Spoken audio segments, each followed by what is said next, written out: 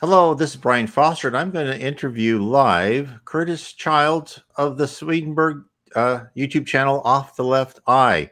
Before I begin, I just wanted this really quickly for people so they can understand the relationship between Swedenborg and Spiritism. Spiritism considers Swedenborg really to be the precursor of Allan Kardec and extremely important. And in fact, this is how I first learned of Swedenborg when I read the book by Tachograph by Francisco C. Xavier, Workers of the Life Eternal, and they had in the book Swedenborg, the great medium, traverses a few sections of our zones of action and portrays the customs of the astral dwelling as best he can, engraving on the narratives the strong characteristics of his personal concepts. And I go, well, who's that? And every time I read any Spiritist book, I look up the name, and I found a lot of information about Swedenborg. So, as someone who knows so much more about Swedenborg than I do, I would like to bring Curtis Childs in. There you are. Hello. Good to be here. Excellent. So I'm so glad you are here. So I just want to say, so a lot of people, Swedenborg showed, I think, around 90 years before Allan Kardec. And I don't know if you know anything about Spiritism or Allan Kardec. I would say earlier you said that I know a lot more about Swedenborg than you. That's how I feel in the reverse about Kardec. Okay? I know who he is. I've read a few things, but I wouldn't consider myself an expert. Right. So can you give us like did you discover, were you born in this a family that knew about Swedenborg, or? Yep. I was raised in a family that was reading Swedenborg. The church that I would go to when I was younger would quote him in the services there too. Swedenborg was normal for me. It really my interest in him became my own as I started to get into young adulthood and started to have to grapple with the challenges and trials that make up adult life. And I started to find in his texts and reports stuff that could actually change my life for the better. And it went from being just a curiosity and a part of sort of my historical backdrop to being, oh, this is awesome. These tools are really potent, and this feels like this is giving me this window into dealing with all the stuff that I'm dealing with. And so that started to bring up for me this desire to tell people about it and hopefully have them get some of the same benefits that I got out of it. Oh, that's wonderful. And now I'm not sure, but in the Swedenborg Church, do you still communicate with spirits, or just mostly from the written books of Swedenborg? Yeah, I mean, there are a couple of church organizations based on Swedenborg that are extant. There's maybe a handful of them, 3 or 4. They're all pretty small. I think the number of people who are interested in Swedenborg outside the churches is much larger, and throughout history has had a lot more influence. I mean, there's been relative household names. Helen Keller, for example, was devoted to Swedenborg's teaching. She wrote a book actually about how they had helped her accomplish what she accomplished in life. There's a lot of his influence in the art world. I had Ralph Waldo Emerson, Thoreau were influenced by Swedenborg, and all that took place generally outside of the church movement around Swedenborg's message. Swedenborg himself didn't start a church or any organization. He just wrote his experiences and his message and then published it. And so people have struggled with how do you best do something with that. But the churches that I attended growing up, there wasn't any kind of attempt to talk to spirits, because Swedenborg, even though he talks about the spiritual world a lot and bases his experience on it, he doesn't leave a lot of instructions on how to do that. He's more taking everything that he learned out there and giving you what boils down to practical advice about how to live day to day. I knew people growing up that had spiritual experiences, but I think at about the same percentage as the general population. Right. People are having spiritual experiences everywhere. So I knew some people who had visions or encounters, but I think that's just because that's happening all over the world. Yes, it is. Yeah, and I always cite when people do talk to spirits, and I always cite kind of how spirits communicate, and this is anecdotal. I know Swedenborg didn't write it, but this is from friends who said, is that when he first saw this spirit, he was in this restaurant, and the spirit told him, "Don't eat too much."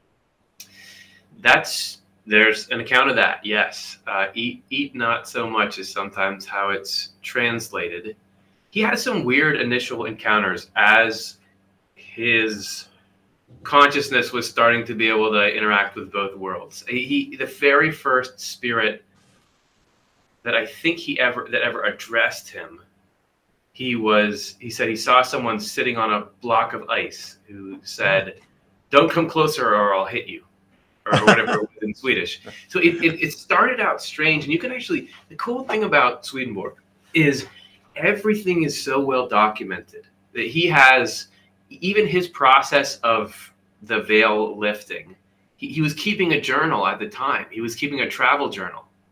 And as he began to, what were started as these vivid dreams initially, he would write his dreams down and started to try to interpret them. But then he started to have these, what he would call experiences in a state of full wakefulness, which is what we would now call spiritual experiences. He gives you like a blow by blow every day of this is what happened, and this is what I feel like it means, and this is how this changed. And then from once that initial journal of dreams period was done, he keeps a running journal of his spiritual experiences for decades after that, as well as all the material he published. So you really get to look in there and see how this happened to him. And you initially, there's just a very symbolic nature to a lot of the communications, that there were the things in his dreams and the way that spirits appeared would signify something, as well as what they said. And he found that that thread seemed to go throughout his experiences of the spiritual world, is that it's a world that is dripping with meaning, that everything, the way things appear there, the way things are presented, it all has a meaning. It's communicated along with whatever verbal stuff goes on. So there's plenty of bizarre stuff that Swedenborg reports. There's plenty of frightening stuff. There's plenty of touching stuff and comforting stuff and everything in between, which I guess would make sense since that's the way that physical life is. So why wouldn't the spiritual world have that much richness to it? Exactly. And Spiritism, I mean, there's a lot of sameness. This is a lot more that's in parallel than any little small differences. And Spiritism says, we live and spirits, I think, said this really well. They said on Earth, we live in an objective world, meaning a wall is a wall, right? Or head is a head. But the spirit world is subjective, meaning that you can change your environment, right? And it's less than that than people think. But then again, you still can change your clothes, your outlook, and so forth. And then you go even up higher levels of heaven. You go to the sublime. And that's what, I mean, to me, it really starts showing you. I think it's really, when you talk about Swedenborg and the things that happen, you're having people think that, we're so physical centric. It's just like back in the old ages that we thought the earth was the center of the universe. And actually being a physical being is not the center of it all. We're, and Swedenborg says this too, that we're immortal spirits. We don't die.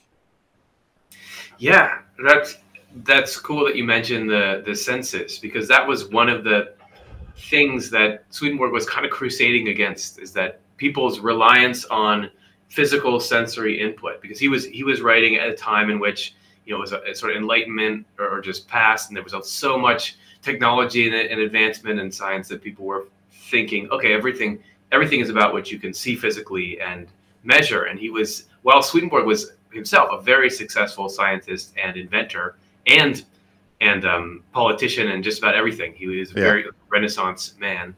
After what he said, spiritual eyes were opened, he saw that the toll that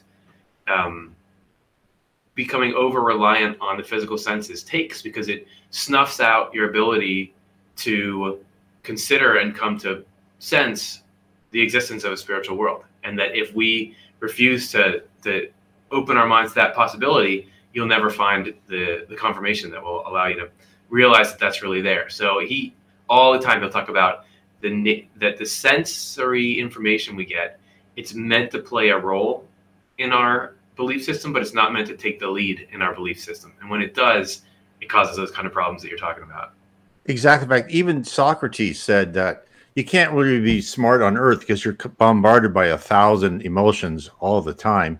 And Spiritism tells us in one of the books by psychograph by Chico Xavier says we can really only see 1/8 of the world around us. Our sight, our smell, our hearing, everything is pushed down, kind of like blinkers on a racehorse, right? To keep us why we're on earth.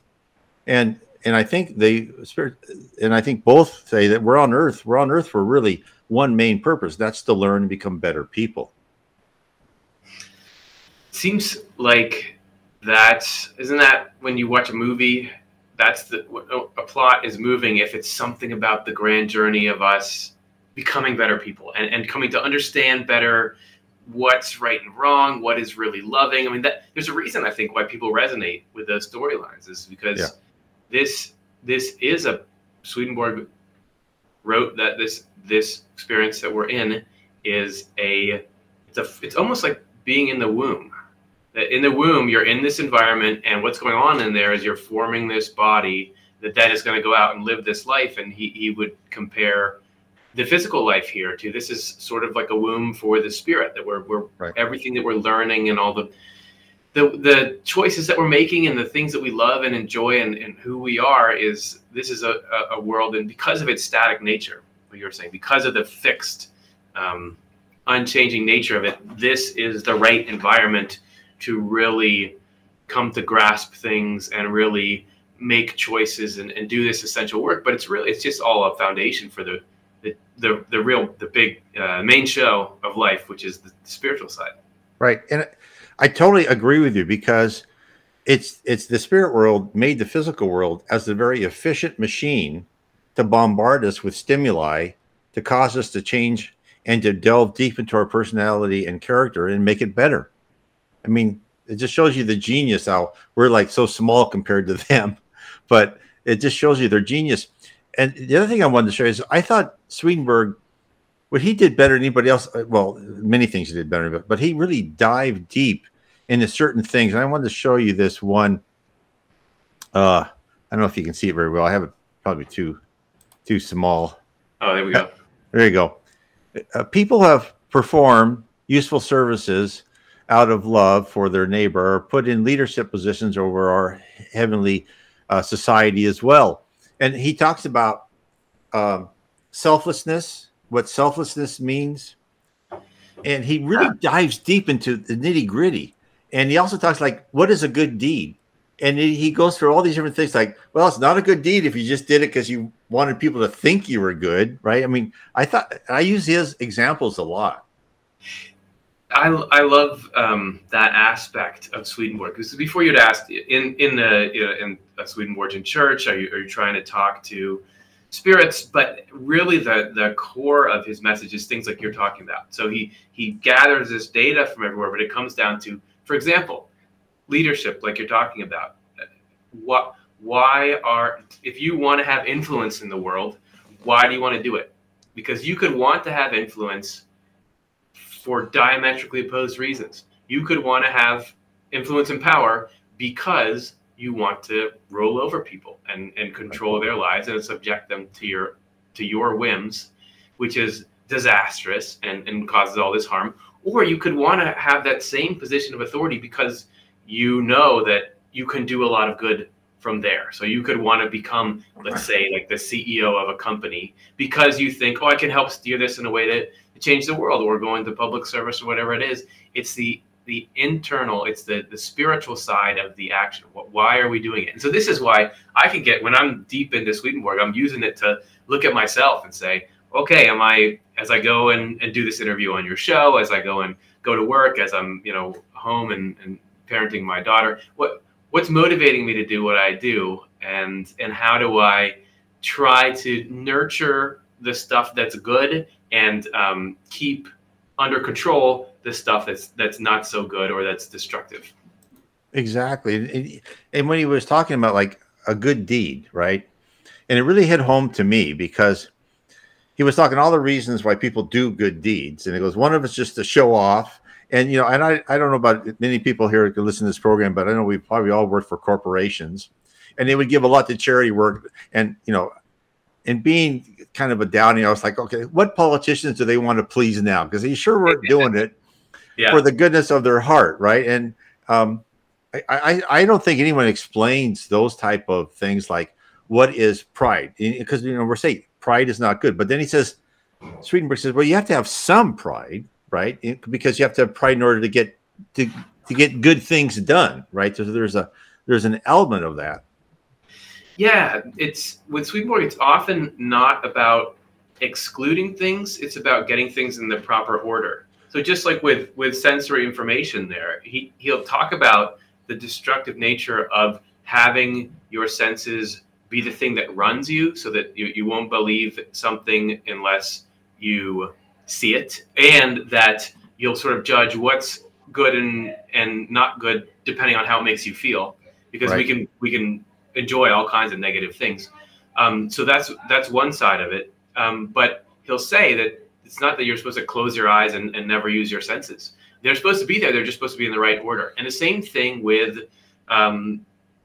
what he would call love of the self, or love of power. It's not that we're trying to eradicate our desire to be somebody and be seen by others. But we're not supposed to let that lead us. Like you can use that as motivation. It can help you get out and get things. But as long as that's ultimately in service of this desire to make things better for humanity at large, then we're in the right order, and that's when we can sort of be in the best mode. Yeah, I haven't seen anybody write those things better than Swedenborg. And now, honestly, some of us, when he gets down to the number system, it gets to be a slog. But but he's had. But it's a slog, and that's why that's good for me, because it means we get to make all these videos about it. So and I'm like the nuggets of wisdom that you got to there. It's work to get to those, and there's times when you have to be able to put up with a lot of super logically laid out, relatively dry, often obscure material. But once you put the time in to really chew on that and finally be able to digest it, oh, this is something really cool. And then you can explain it in a way that's exciting. So that's sort of what we do on my channel. Is like, we'll put in that extra work to just pull out the parts that are useful and helpful for wherever you're going in your life. But I didn't mean to cut you off, but I won't be offended at all if you say, some of it's boring and complicated. Yeah, but also, don't you see that after reading Swedenborg, and I see it after reading a lot of different books in Spiritism, is if you go back to the New Testament, I don't know if you were, but when I was young and I read the New Testament, I didn't really understand it. But now, by knowing more about the spirit world, I see that what Jesus was telling us, a lot of it was just literally truth. Let the dead bury the dead, right? And forgive 70 times 70, because you don't want these people obsessing you afterwards. I mean, it was, to me, it brought the New Testament up so much up a level. It was amazing to me. Yeah, and Swedenborg was spent a lot of his time on trying to show how knowledge of the deeper spiritual reality can inform your reading of biblical text, and how that can, he even, back when we were first talking about the senses, he says that the story of the Garden of Eden, and how there's a snake that deceives Adam and Eve, that a snake is what he would call a correspondence, or a symbol for our sensory impressions, and how it got Adam and Eve, which is a symbol for our heart and mind, or our sense of autonomy in our mind. And that's really the story of how people fell into being self-centered and materialistic. Yeah. So there's definitely, like, the way I approach those texts has absolutely changed from Swedenborg. And so I definitely get that same kind of, it certainly makes me look at the Bible in a way that I wouldn't normally. I don't know if I would have sort of written it off if I didn't have this sort of guide to go with it.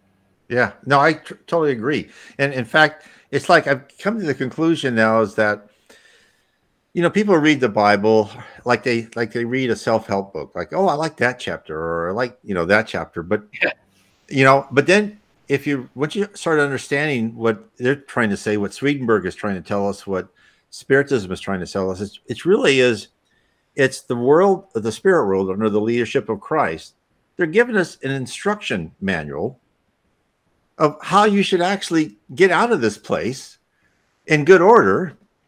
And it's like if you bought a new car and you never did any maintenance on it, and at the end of 50,000 miles, you took it in, it doesn't run anymore, and you go, well, why doesn't it run? And the mechanic says, did you ever read the instruction manual? Right. I mean, it's there in front of our face. And, I confess, I didn't pick it up till late in life. I mean, I had to have spiritual things happen to me for me to get above more of a, I'm probably like 99% or 90% of the people. I just went along in my daily life, tried to make money, right? Until finally something happened to me. You seem like you're much more smarter than I ever was. Thank God for that. But so let me ask you this: when you reach so many people, and I'm just so proud of what you do. And when you were talking about Swedenborg, about how do we only listen to our senses, but now it's almost like we're even materialistic, even more than Swedenborg's time. I mean, how do you break through that? How do you talk to people like that? I was actually pleasantly surprised how many people were interested in listening. Before I got on YouTube, which was in 2010, was when we started the channel. I thought nobody's going to want to. I didn't really know what YouTube was, and I thought nobody's going to want to listen to anything about Swedenborg.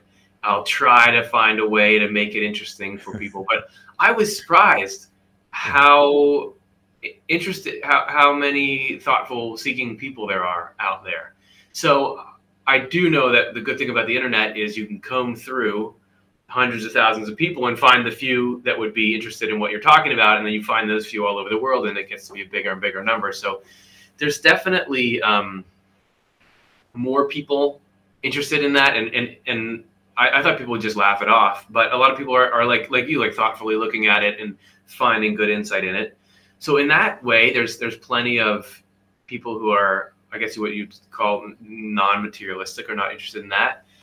As far as the broader world, right, and definitely there's a cultural sort of current or gravity toward what I think Swedenborg would call materialistic things and self-centered things, where we're just concerned with our own self-image and we're just concerned with sensory gratification rather than more spiritual things, which wouldn't even necessarily be thinking about the existence of a spiritual world, but it would be love, and it would be thinking about other, because really those two go hand in hand. I like to try to find out where there's an opening for people, because it seems like while people might not be interested in a great number of topics that we talk about, there's usually one or two places where they've got a bit of an opening. And I find usually people's interest in this kind of stuff happens when, like you were saying, they go through struggles in life. And I know it's the same thing for me, that I first really started to get into Swedenborg when I was having, I had good feelings about him before, but really when I was having my first major bout of depression and anxiety, and I had obsessive compulsive disorder. And that was when I started really looking to this and near-death experiences as like, I need help right now. And so I would find successively, as things started going better for me, I get a little more lazy about getting into the spirituality, because it's like, okay, well, I'm fine. I'll just like get back to my sit here and get what I want mode of life that we all gravitate towards. But as every sort of wake-up call that I get, I never go quite back as far. I stay a little bit more in the spiritual mode of life. Swedenborg called them crises of the spirit. He says that's an essential part of spiritual growth. So, right. And then something opens up for you. It's kind of like what Carl Jung said, synchronicities, right? The spirit world, that you have this crisis of the spirit, and then somehow the spirit's arranged a little opening for you. So, okay, go this way. Yes, and I think whether or not people know it, life is always preparing them for that. That even if it seems like somebody doesn't have an interest in a lot of spiritual sort of stuff, there's probably something that's being built up in them that's just ready to open at the right time. I think, like, in a dramatic example, you have people like Howard Storm, who had the near-death experience. He wrote this famous book, My Descent into Death, I think it was. Right. And he described himself as very materialistic, very atheistic, and he also said he was a jerk. Right. He wasn't a nice guy at all.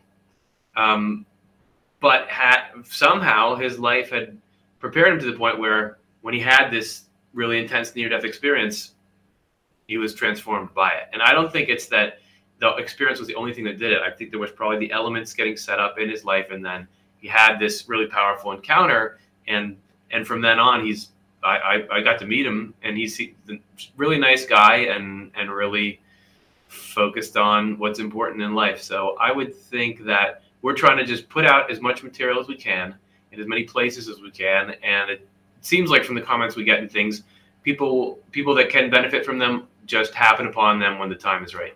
Right. Somehow they're led to them. Yeah. And what I've read too is, and the spirits have told us, is that, you know, you may think someone changes overnight, but there's a lot of internal thinking that they go through, and it doesn't happen in a flash like you think it does. But it's a lot of preparation.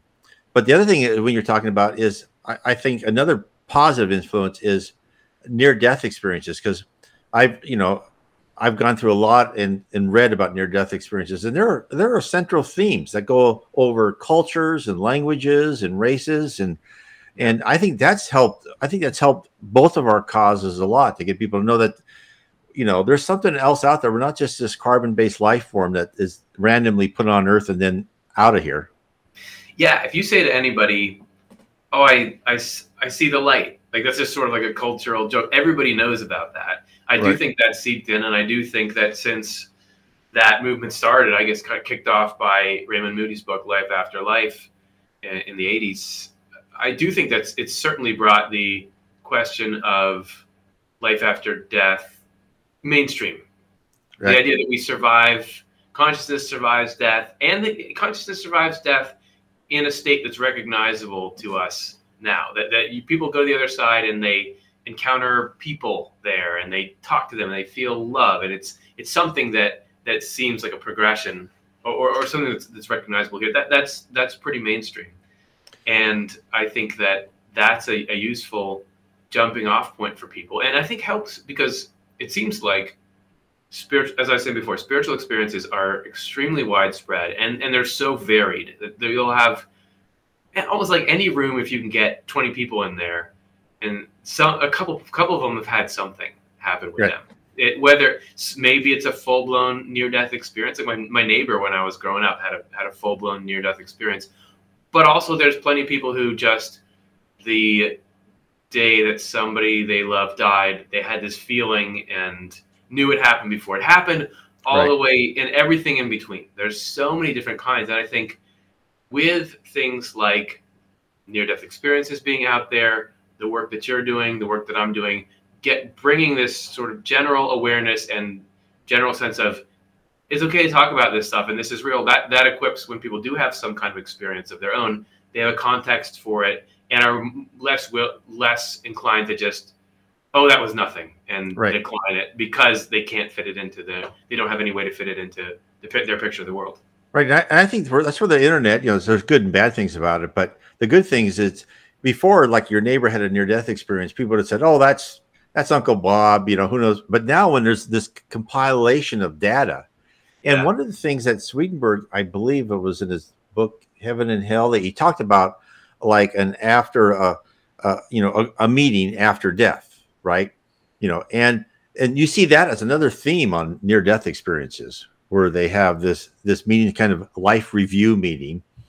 And I love some of the dialogue from Swedenborg, especially when he talked to, I think it was one guy was a criminal and said, no, I didn't do that. I forgot exactly what he said, but it was just, I don't know if you can expound on that, but it's just wonderful.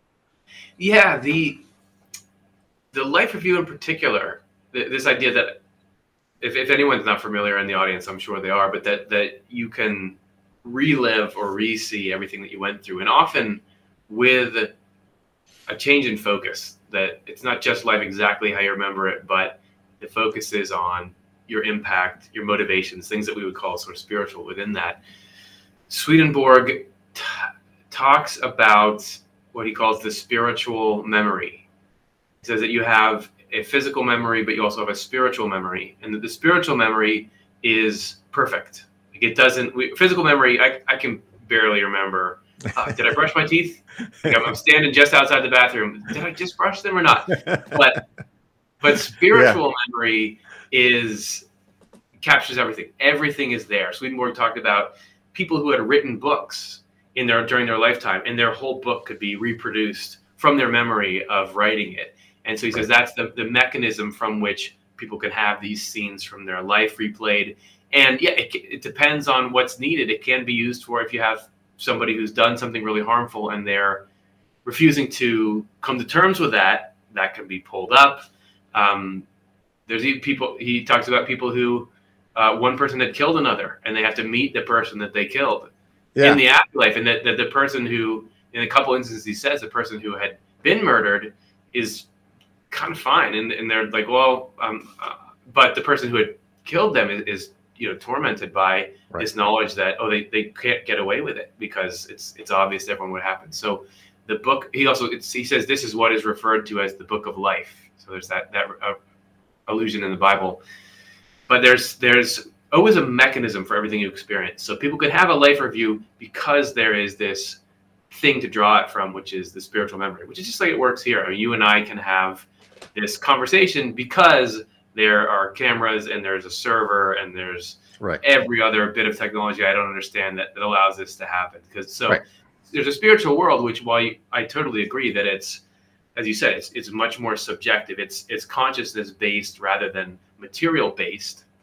It still has rules to it, and it still has laws and ways that it functions. They're just spiritual laws rather than physical ones. Right. And to me, that's what's so fascinating about Spiritism is it exposes the organization and processes of this spirit organization under the control of Jesus Christ and his ministers in the different levels of heaven, and how you are promoted as a spirit in heaven. There's levels of heaven. You go through a series of colleges. You reincarnate to improve yourself. And this is what Swedenborg and Spiritism, I mean, in most religions and so forth, heaven is fuzzy, right? You die and you might become this angel or something. But Swedenborg shows that there's life there. I mean, that's the real life. And why would you? I mean, why would you go backwards in complexity and realism? Why would it be that this life here? Yes, it's a struggle. Life on Earth is a struggle. But it's so rich and it's so detailed, and there's so much variety and nuance in it. Why would it be so complex? But then you go to the afterlife and it's just kind of a joy fuzz, and then that's exactly. And also, like, what would have been the point then of all the time we take here, having to hone our craft on various things, having to learn how to interact with people, having to figure out how to solve problems. In Swedenborg's view, it's all that stuff. There's a spiritual equivalent to all that. There's something that what he would call corresponds. So the things you learn here, the lessons you pick up, it's not that they they go to the next level there. Everything it's like, yeah, sure, your training is complete. Now it's time to go actually use that stuff in this next mode of life that is more meaningful. He talks about the kinds of uses that you can have. That it's almost like the jobs you can have. He says that here, there's relatively few kinds of things you can do versus there. And same thing with the number of people that are there. He at one point says that going from the physical world into the spiritual world is like going from a small village to a great city. Not that it's all urban there, but that there's so much more there's so much more happening. That really is what life is about. And everything that we're doing here is providing us the foundation. So it's not, we're not just wasting time here.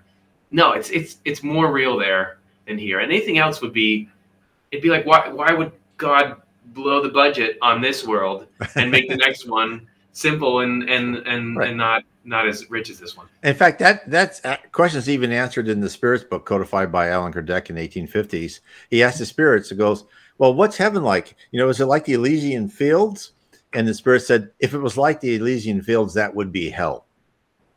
Right? Because we'd be bored and not do anything. No, it's just exactly what you said, Swedenborg said. And really what Spiritism says is that Earth is like an elementary school. We're here to learn to become civilized, right? Because when you go to the spirit world, it's your thought is action. And think of what Swedenborg says, that you can recall different periods of your life. Not only can you, if you're in this life review, you can actually see what the other person is thinking and feeling.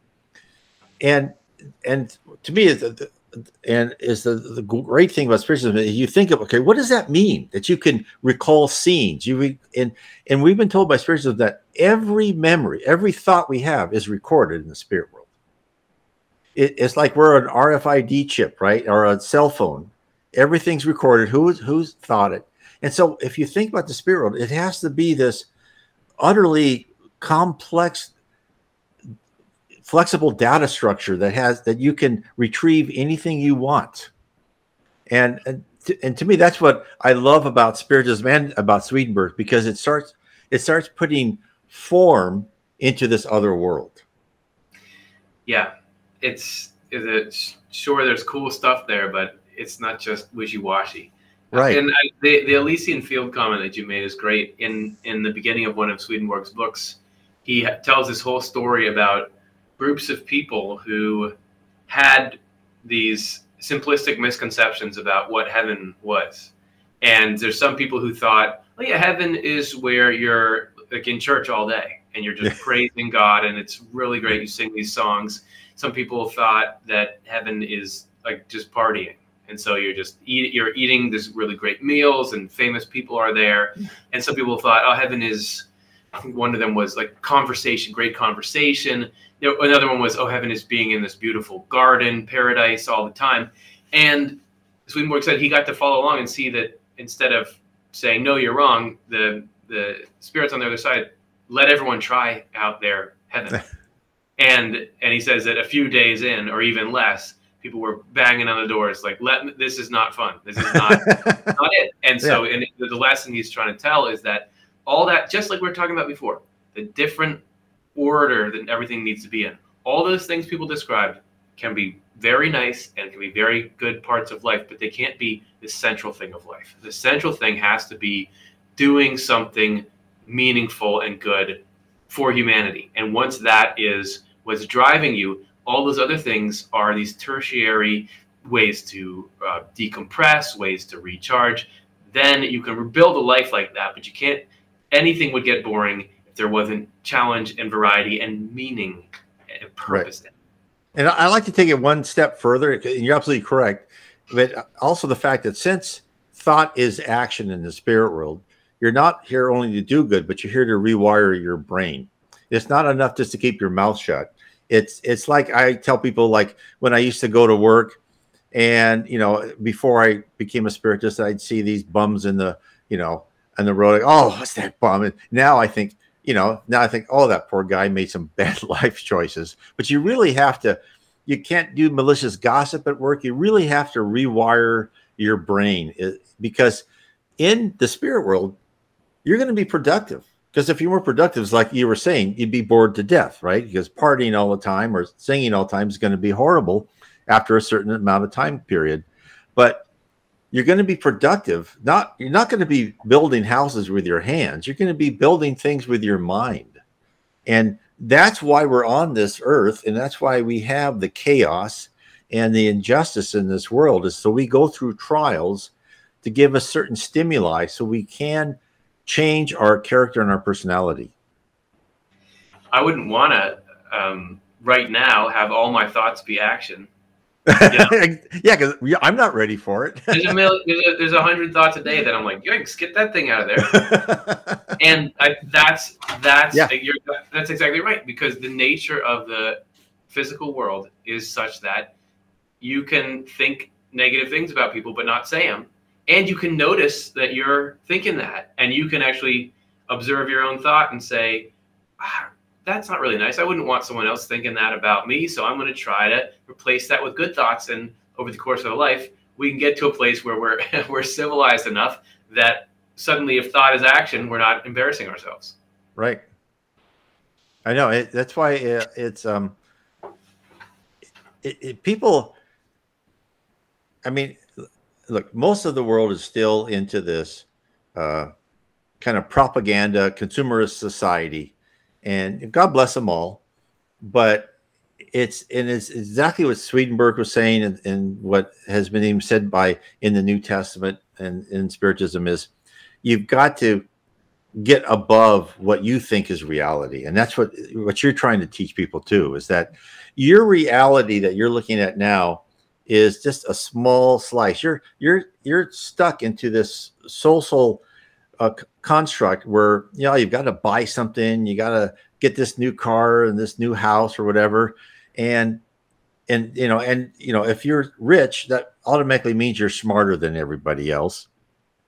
And that is, and what we're told by Swedenborg and by the different spirits talking to us via Spiritism, is that is all dross. It's you have to take care of your family, right? That, we're not telling you to put on a hair shirt and go into a cave, but we're telling you to have some balance. Yeah, one way that Swedenborg puts it is that he talks about people who are in what he calls the stream of providence. And that is a state in which you are acknowledging that this is actually God that's running the universe, and that God has a plan. Like we were saying, that God is arranging your life in a way that's going to be, if you're willing to, lead you more and more towards the rewiring of the brain that you're talking about. So he says, if somebody who's in that state does get raised to riches, that doesn't make them think they're better than other people. It doesn't say you have to get rid of them and not use them. It's just about, oh, here I am, and I've got these resources have come in. How do I use these well, and make sure that it's not making me think, well, look at that, I'm so much greater than that person over there. And same with if you fall on hard times, you're trying to get out of them and do everything you can, but it doesn't make you believe that you're less worthy than other people, because in the end, God is taking care of things. So exactly. I love that it's the dangerous thing is any external stimuli leading you to conceit and comparing yourself to others, and believing that it's you that got you to where you are, rather than this is divine work that got you there. Exactly. In fact, in the Spirits book, they asked, what's the hardest trial? And they said, to be rich. Yeah, because it's like, it's really hard to not be like, well, why am I rich and they're not? Right. Because it's so great. And also, you get to do whatever you want. And and people will still kiss up to you no matter what. Yeah, that's right. And so it is difficult. So, and when people talk about, oh, I want to be rich, I go, well, be careful. Right. And the same thing when people talk about past lives, right? I was queen of something or king. And I said, well, be careful, because the more power you had, the more damage you could have done. And that's the more you'd have to pay for your past wrongs in your current life, right? Because we're always being recorded and karma's real. What are actual riches? Swedenborg talks about spiritual riches being knowledge of goodness and truth. That because you can be very rich and very unhappy simultaneously. Yes. And we've all seen that. There's no guarantee. It's a cliche, because whatever you get in life will become normal after a period of time. And if you haven't sorted out the spiritual or psychological issues, if you haven't rewired your brain, as you said, to have your life be led by love of the neighbor, then you're never going to find happiness, and it can actually complicate. So, as I say, you could be rich and be completely spiritually with it. It's all about how do you interpret what's happening and what are you focusing on, and are you willing to recognize that there's something greater than you that you're looking up to. And what's interesting, there was this great study done by this financial firm, and they asked these top tier, 100, 200,000, 500,000 yearly income above, and they asked, okay, how much more money do you think you need to be happy? And no matter what tier they were, they all wanted 25% more. Yeah. And it's just exactly what you're saying. It's like they were focused on that goal instead of the goal of being a well-rounded individual. And I don't blame them, because we're just bombarded by messages saying that's what you should be doing. Oh yeah, it's not something like the insights that I got from Swedenborg that have helped me try to navigate my life and see around those kinds of problems. I still struggle with all that stuff, but I feel like I'm in such a better place than I would be without them. I never would have been able to figure this stuff out on my own. So the ideas and insights that I get out of Swedenborg is like, I just feel lucky that I got to have that, because it would, so I can't look at somebody else and say, well, they didn't figure that out, because I wouldn't have figured any. Right. It's still hard for me to have it, even though I got the information in front of me. But I think that's part of how we can see that, even with spiritual riches. So if I feel like, well, maybe I don't have a ton of money, but I'm super wise in spiritual things, that I can't let, even, who knows if I am or not, but let's say I was, right. I can't let that make me think that means I'm better than the next person. I'm just like, no, I have a responsibility now to try to share it. Swedenborg says that in heaven, people in heaven are only really can enjoy something if they know that it's someone else's at the same time. Like there's an inherent desire to share it, that is part of what heavenly joy is. And so I think that I can definitely see in myself that, let's say even with like an insight, that there's a tendency to just feel like, whoa, look at how cool I am that I figured that out, or that I know that, right. or that I can articulate that. But there's also this other kind of joy you could have in it, which is the joy of giving it, explaining it to someone to the point where they have it just as well as you do. And there's a different kind of joy there. And it's, I think Swedenborg would say, it's about cultivating that sort of joy, making sure that's the one leading, and my pride and my intelligence is down below that.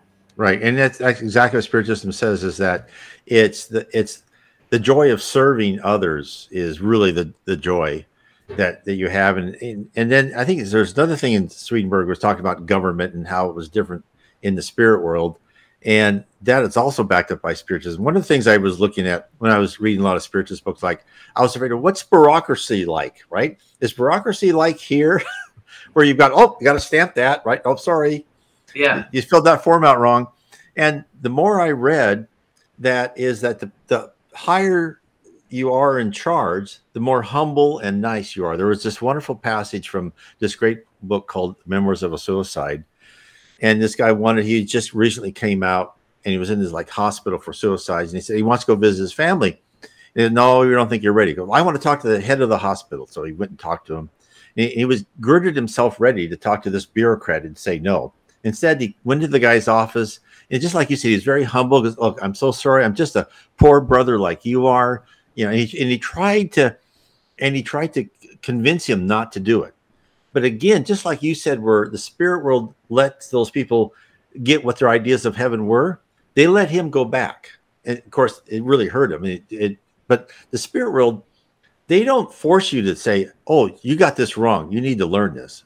Yeah. They let you, and I see that. And I don't know if you looked at it, because I've really been looking at a lot of YouTubes of these Christian prophets and what they say is going to say. And I think, well, some things I don't agree with. But I'm sure you've been to heaven, because there's some things I do agree with. But people could say, well, obviously that person doesn't believe in reincarnation. How can your vision of heaven be the same? And my response to that is that if that person who is a very wonderful person, but does not believe in reincarnation, the spirit world is not going to say, no, you're wrong. They're going to let you figure that out yourself. Go on. Oh, I was just going to say, and look at the way that life is. Is there a God or is there not a God? Is there a spirit world or is there not a spirit world? there's a huge debate. It's set up very much. It does not seem like the product of a mind that is going to force you to believe things, and because otherwise they'll just be writing in the sky all the time. They just said, "This is how it is." Yeah, and what would happen if God all of a sudden said, "Okay, you guys need to be good, or you're going to be punished"? Would that change our internal character and personality? No, no. That's a great point. And this is actually, according to Swedenborg, part of why everything is left so ambiguous, because the only things that really stay with you are the things that you find in freedom. So it has to be that you have the freedom to think things through for yourself, and it has to be that you have the freedom to choose whether or not, if God was there saying be good or else, people would, okay, I'm going to respond to a threat. That doesn't change who you are. So it's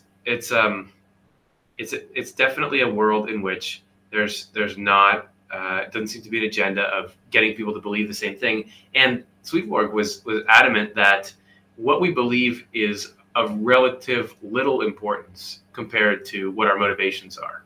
Yep. So intent is everything. Intent is everything. And this was a time, he was in Sweden at a time when it was a Lutheran theocracy, and the church dogma of the day was like, belief is what makes everything, and belief is your faith. And he was also in the scientific world, where it was ideas and intellect are everything, and feelings and caring about who cares.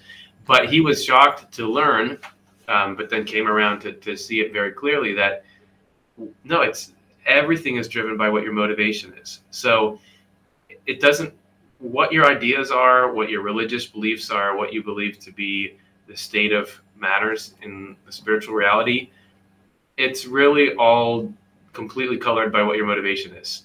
Exactly. So, and you're all going through this learning curve, and everyone's here is on different spiritual maturity levels. There is this wonderful NDE this guy wrote me about, and he was on this life review meeting, and they were showing him different periods of his life. And he was saying, stop. I want to see, what did I do there? They go, no, it's not that important. And they do another scene. No, I want to know what I did there. He goes, no, it's not that important. And he told me, he said, I finally understood that nothing is what you believe is important is that important. It's the journey and the discovery, exactly like you said. It's, you've got to go through this maturing process. Yeah. And it just seems like the only thing that makes sense. Yeah. And we're all on different levels of that process. There's someone you might think is a terrible criminal, but you have to say, okay, well, someday in some life, that person's going to be a really great, wonderful person helping lots of people. Yeah. Swedenborg had this, he would use the word church to describe not an external organization, but an internal state of heart and mind. It's like the church is something that's like the kingdom of heaven is within you, as Jesus said. Right. So there's a church in each person, which is the state of whatever you could call it faith is, and whatever religious tradition you're in, and then what your loves are, what you love, and what you aspire toward. And he said that people who are motivated fundamentally by a desire to be kind to others, regardless of what their doctrinal or religious beliefs are all part of one church together. Right.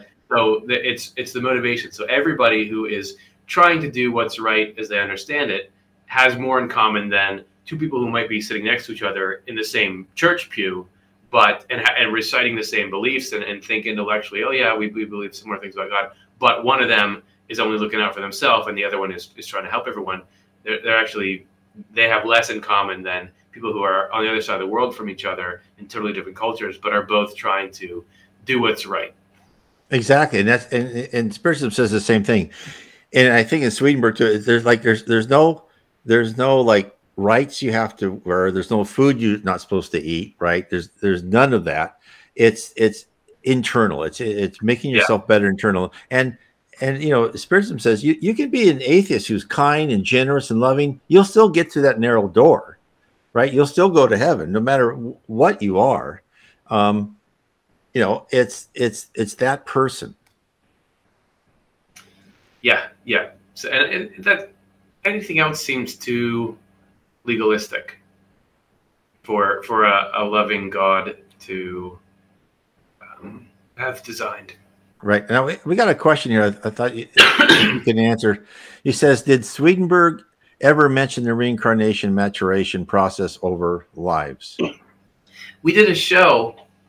So on our channel, like as we were discussing before, to get to the bottom of what Swedenborg is really talking about can be an intense process.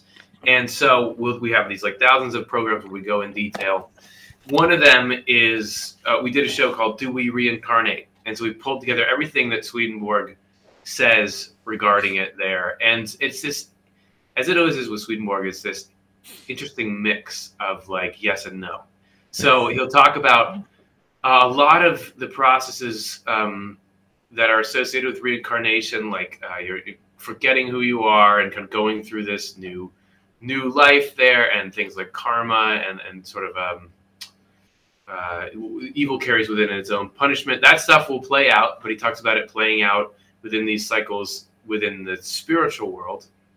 And then he'll also talk about people having close communication with everyone, even people who can't hear spirits, have communion with, you're surrounded by spirits all the time because you have a body and a spirit, so your spirit is in a spiritual community. Right. And that's what, just to interrupt this one quick, that's what Allan Kardec says, that we're all inspirational spirits. We may not know here, but we're all surrounded by spirits. Just like you said, they may whisper things in our ear. We may not think that they are whispering, but it kind of perks up somehow. Yeah. And that you couldn't even live without that connection. Right. You had this at one point. I'm trying to remember the exact quote, but he says, "People think of the spiritual world as a like a bird that's flying off into the sky. It's something far away, but actually, it's like this beautiful bird of paradise that's so close to your face that you can feel its wings touching." That it's right there, and that it's constantly affecting how you think and feel. So there's these spirits around, and he talks about sometimes us being able to access memories of the spirits that are around us, and so that there you get some of the experiences people have as previous lives. So the answer is long and complicated. I'm not just trying to pull people to our channel, but if you just search "Do We Reincarnate Swedenborg," we'll give you everything that we have about that. Right. And I have that link in the description of Off the Left Eye channel for anybody Great.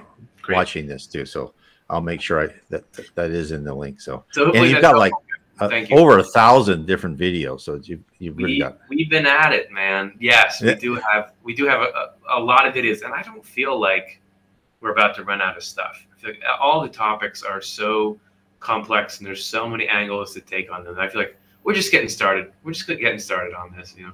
I totally agree. I mean, there's just so many facets to this, and that well, first of all, the physical world is a subset of the spirit world, so there's a lot for us to pull from, and you know, and when you read stuff like either Swedenborg or coming psychographed by spirits to spiritist mediums, the more you read, then it's like if you read something over like maybe the third time, it's like, okay, you find new information, and it's really interesting. Yeah, I remember so Heaven and Hell is the short title for Swedenborg's most popular book, and it's kind of the book that a lot of people will read when they're first getting into Swedenborg. So I felt like I know this thing inside and out. I've been through it.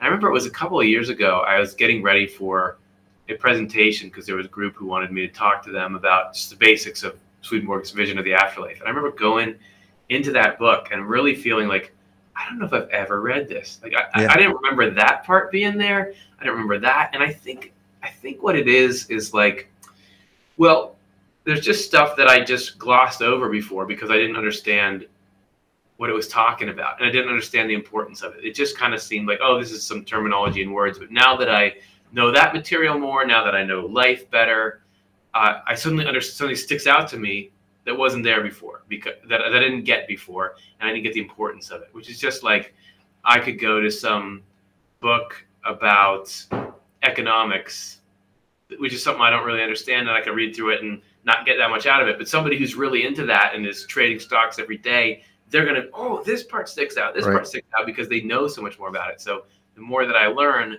to stuff that's really got truth in it, I think the more you learn, the more you get out of it. I think that you also see that in the way that, you know, there's classic music and masterpieces of all kinds in art, that people who get deeper and deeper into that understanding of art come to appreciate those things more and more, because they understand so much more of all the genius of the thing, because they realize all the nuances of how music theory works, or how art, and so they love it even more than I do, without knowing that stuff. Right, exactly. And I think the more I read, and when I reread things, it's like you have this innate understanding now of the words jumping out and being alive to you. Yeah. Instead of, like you're saying, if you read an economic textbook, like, yeah, I can understand it, you just kind of read. But this gets deep into you, and it's hard for me to describe the joy when you actually get to that point where you go, oh, that's how it works, or because it's wonderful. Yeah, and feeling like, well, that's talking about something real. It's talking about something that actually exists and that I can understand all the way, just like I can understand, you know, how a door opens, and there's a thrill of excitement when something spiritual really stands out as clear and rational and insightful. I get this like, yeah, that's awesome. Yeah, and that's why I enjoy Swedenborg. I enjoy your channel, and I think Spiritism and Swedenborg really presents concrete facts. I don't know if we can call them facts. We can't prove them in a court of law, but concrete ideas about what is heaven, what is the spirit world, why you're here, and and why. Because I think both you and I've looked at your channel, is you're not trying to say, you better believe this or else. It's like, here's information for you. If it helps you, wonderful, right? Yeah. Who am I? I'm, if we're saying that even, life itself, even God has set it out so that you're free to go explore. Who am I to say you have to listen to exactly what I'm saying? And no one's going to do it, because everyone's got the internet. And as soon as I start saying you have to do it, they're going to click to the next video. Like some weird religious guy is telling me I have to do this. I'm out of here. Yeah. But I wouldn't want to anyway, because that would be dishonest to my actual experience. My actual experience is I'm just a human person that when I was little, I just wanted to play with toys and video games, and I started getting into this spirituality stuff, and I've got Swedenborg's books, and to me they're making a ton of sense, and I really like them. There's a couple of things that I'm like, what about that? But overall, they're really helpful, and so I think it's true, and I'm going to try to tell. But that's where I am. I'm not like, I know this, and I have to tell you. So I want to just be. I have great confidence in it, and it brings me great joy, and there's a part of me that's totally convinced of it. But that's just my actual experience is I'm picking up these books and vibing off it. But so I can't say for sure. And I don't want to try to command you to. I want you to just have the access that I had and go about doing however you do you. And kind of to bring it up, because we've been more than an hour, and thank you for your time. But sure, I don't know if you agree with me, and I believe you probably do. But it's learning about the spirit world, why we're here. My stress level is so less than it used to be. I look at things from more the 10,000 foot level. Little things happen to me, like, oh, I wonder what I did to deserve that from previous life or something. It's just, I'm just so much more calm. Now, I'm not perfect. I'm not saying that. I still, lose my temper sometimes, but I feel so much better than I used to. Yeah. It makes me think of, by their fruits, you will know them. That because as you said, we can't take this stuff and prove it in a court of law. I can't take a microscope and show you, look, this is how the world is as Swedenborg describes it. What's the net effect of it? What's the net effect of it? And I know that when I'm in a dark place and I need help, when I turn to these concepts, it helps.